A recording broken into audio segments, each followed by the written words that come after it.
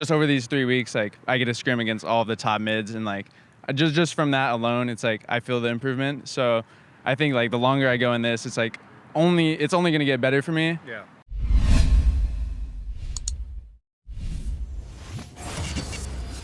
It's the end of the 5th week of NALCS. I'm joined right now by Damonte with coverage presented by OmniSlash to talk a little bit about how things are going with EchoFox. So we were just talking before the start of this interview, and it feels like games this weekend, and maybe a lot of the weekends before this, have been really wonky. Yeah, I mean, every game in LCS right now feels like pretty coin flip. I don't think there's a clear #1 team, and you're seeing like all of the bottom teams are beating the top teams, so like feels pretty fiesta, and like playing in all the games feels pretty ridiculous right now. Is it fun for you, or is it just frustrating?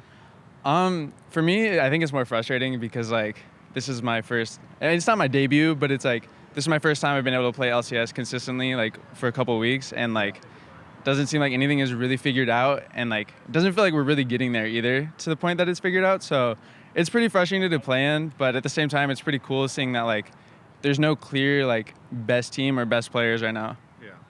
It's an interesting situation indeed. What is it like for you playing? Because like you said, you've played a little bit before, but it seems like you're becoming a little bit more commonplace with NALCS. I mean, it feels good. I mean, I'm still on like 6-man roster with EchoFox, so it's not like anything permanent as of yet.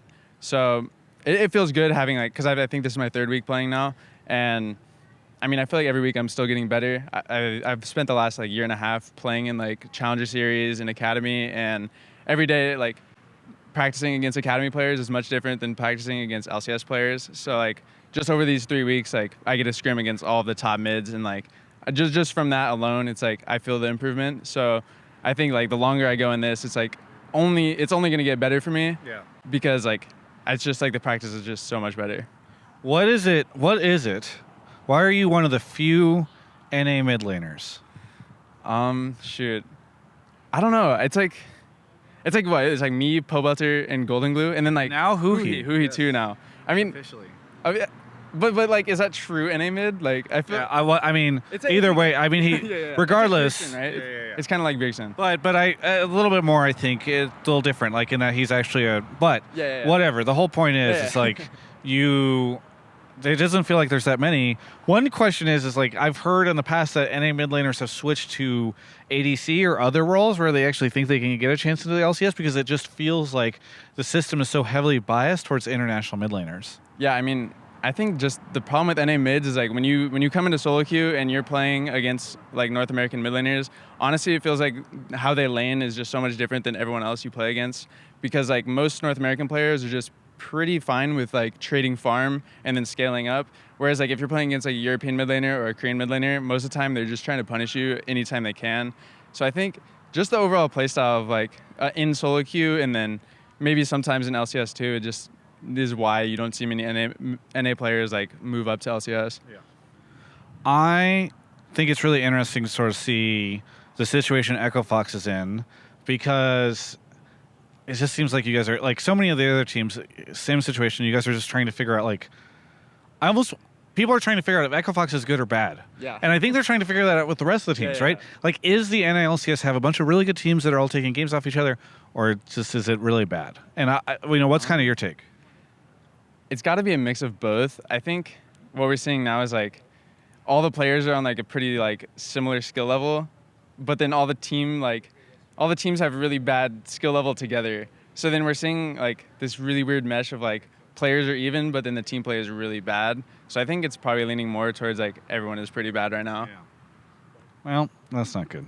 Other than that, how do you feel like, do you think that EchoFox is on a path towards getting better? Do you think that, like, what is going on behind the scenes to try to like help you guys get to a better place?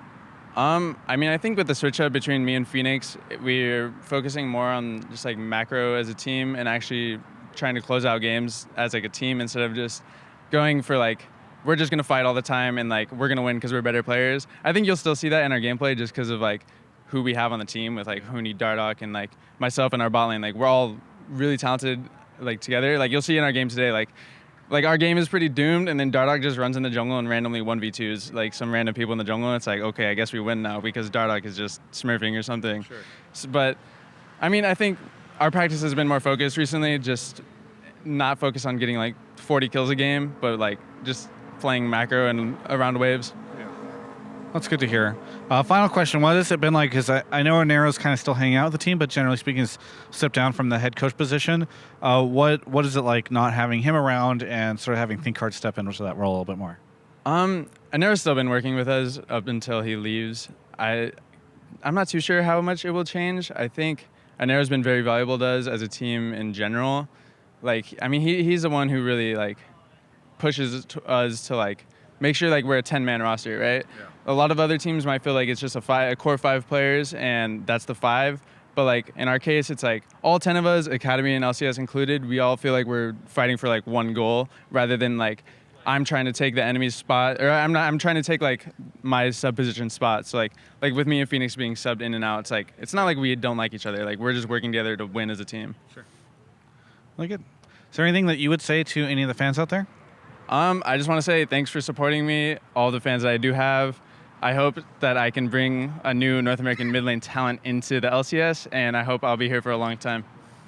Thanks, dude. Really appreciate the interview. Congrats on the win today. For everyone else, you can check out the rest of my coverage of all things esports right here on my YouTube channel.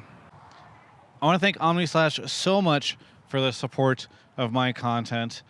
They are on a train right now, a train that you could be on, and that's the Travis train. Just get on that train, subscribe to the YouTube channel, hit up my Twitch. We're stopping at all the different stops, all right? This is a train, and it's going far. So get on the train and ride it. Ride that Travis train.